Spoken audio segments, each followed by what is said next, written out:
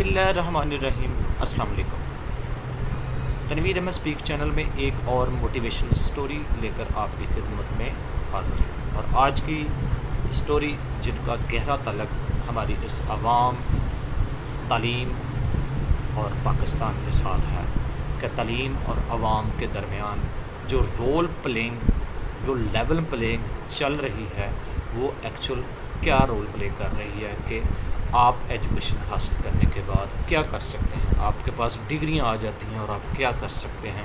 پاکستان چونکہ گندم کی پیداوار میں 7واں بڑا ملک ہے۔ میری وہ کتابیں جو آج تک مجھ سے جدا نہیں ہوئی، کلاس 9 سے لے کر ماسٹر تک سارا نصاب ابھی تک موجود ہے، لیکن زندگی نے جو سبق دیا وہ ان میں سے کسی کتاب میں نہیں۔ جو ان کتابوں میں پڑھا ایسا کچھ بھی میری زندگی میں نہیں، نہ قائد اعظم کے 14 نکات، نہ اکبر بادشاہ، نہ الجبرا، نہ مسٹر چپس، نہ 7 مرتبہ پٹھار، نہ ہی وہ پاکستان جو گندم کی پیداوار میں 7واں خود کفیل ملک ہے۔ مجھے پیسے کمانے کا طریقہ تو بتایا نہ گیا، بس فوٹو سینتھس کا عمل پڑھاتے رہے، سارا دن کیمسٹری کے فارمولے کو رٹا لگواتے رہے، حالانکہ ہر چیز بنی بنائی ملتی ہے، وہ بھی پیسوں سے۔ تو پیسہ کمانا تو کسی ماسٹر نے نہیں سکھایا۔ بایولوجی کی کتنی شاخیں ہیں، اگر یاد نہ ہوا تو فیل، لیکن مجھ سے کتنے لوگوں کی امیدیں وابستہ ہیں یہ کہیں نہیں لکھا۔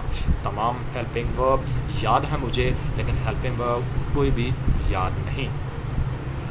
تمام ہیلپنگ ورب یاد ہیں مجھے، لیکن ہیلپنگ ورک کوئی بھی یاد نہیں۔ مجھے مائی فادر مضمون یاد آج بھی یاد ہے، لیکن فادر خوش کیسے رہتے ہیں یہ نہیں پتہ۔ میں نے پڑھا کہ پاکستان میں نمک کے اپنے بڑے بڑے پہاڑ ہیں، لیکن مجھے اپنے اس پہاڑ کا ایک چھوٹا سا پتھر یعنی کہ 100 روپے میں ملتا ہے۔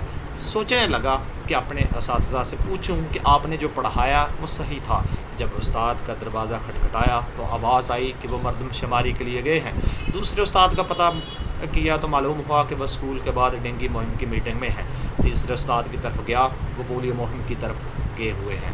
یعنی میرے استادوں کا جو اصل مقصد تھا اس سے ہٹا کر دوسرے کاموں میں لگا دیا گیا۔ پھر ایک استاد یاد آیا کہ وہ اس وقت گھر پہ ہوں گے۔ ان کے گھر پہنچا تو معلوم ہوا کہ 3 گھنٹے ہو گئے وہ آٹا لینے گئے، واپس نہیں آئے۔ پھر مجھے سمجھ آ گیا کہ کچھ بھی نہیں ان کتابوں میں جو مجھے 3 وقت عزت کی روٹی دے سکے۔ اتنی کتابیں پڑھنے کا کیا فائدہ ہوا اگر مزدوری ہی کرنی تھی۔ آخر میں تلخ بات، یہ کتابیں مجھے اتنا بھی نہ سکھا سکیں کہ جو کتابیں پڑھ کے زمانے میں معتبر ٹھہرا لوگ مجھے پڑھا لکھا کہتے ہیں، انہی کتابوں میں تبصرہ کرنے لگ گیا۔ بندہ زیرک تو اتنا پاگل ہے، ایک لیکچر کے ہزاروں روپے دیے، فیسیں جمع کروائی، داخلہ جمع کروائے، راتوں کو جاگ جاگ کر مشقیں لکھی، ایک کتاب سینکڑوں ہزاروں میں خرید کر پڑھی تھی۔ آج ردی میں اس کا صرف 900 روپے ریٹ لگا۔ بہت دکھ ہوا مجھے کہ اتنا مہنگا علم اتنے سستے میں کیسے بیچ سکتا ہوں، لیکن کیا کرتا، روٹی کمانا تو سکھایا ہی نہیں گیا۔ پھر یوں ہوا کہ وہ ساری کتابیں 900 روپے میں بیچ کر اپنے پاس سے 250 روپے ڈال کر 10 کلو آٹے کا تھیلا لے کر گھر آ گیا۔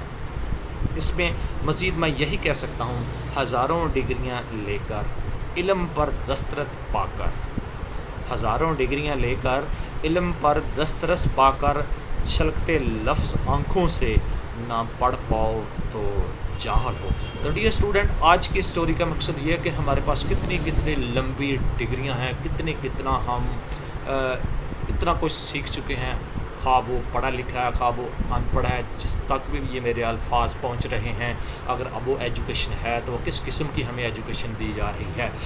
لکھنے کو ابھی بھی بہت کچھ باقی ہے، بولنے کو بھی ابھی بہت کچھ باقی ہے، بتانے کو ابھی بہت کچھ باقی ہے، لیکن سوال یہاں پہ صرف یہ پیدا ہوتا ہے کہ آپ جو پڑھ رہے ہیں، اپنے بچوں کو پڑھوا رہے ہیں، جو تعلیم دلوا رہے ہیں، وہ آنے والے دور میں کتنے بہن بھائی ہیں، یا وہ شادی کرے گا، یا آپ کو اپنے پیرنٹس کی وہ کتنی سروس کر سکتا ہے، کتنی وہ خدمت کر سکتا ہے، کیا وہ ایجوکیشن اس کو اس پوائنٹ تک پہنچا سکتی ہے، اس مقام تک پہنچا سکتی ہے، وہ کم از کم 2 وقت کی اچھے سے عزت دار روٹی کما کر اپنے فیملی کو کھلوا سکے. ضرور سوچیے گا, اس پہ ضرور کام کیجیے گا. As a student, as a father, as a parents, as a brother, as a sister, ان تمام باتوں پہ ضرور غور کیجیے گا اور لازمی بتائیے گا ان باتوں کے بارے میں. اس کے ساتھ ہی مجھے دیجیے گا اجازت, ایک اور موٹیویشنل سٹوری کے ساتھ پھر حاضر ہوں گا تنویر احمد اسپیک چینل کے ساتھ.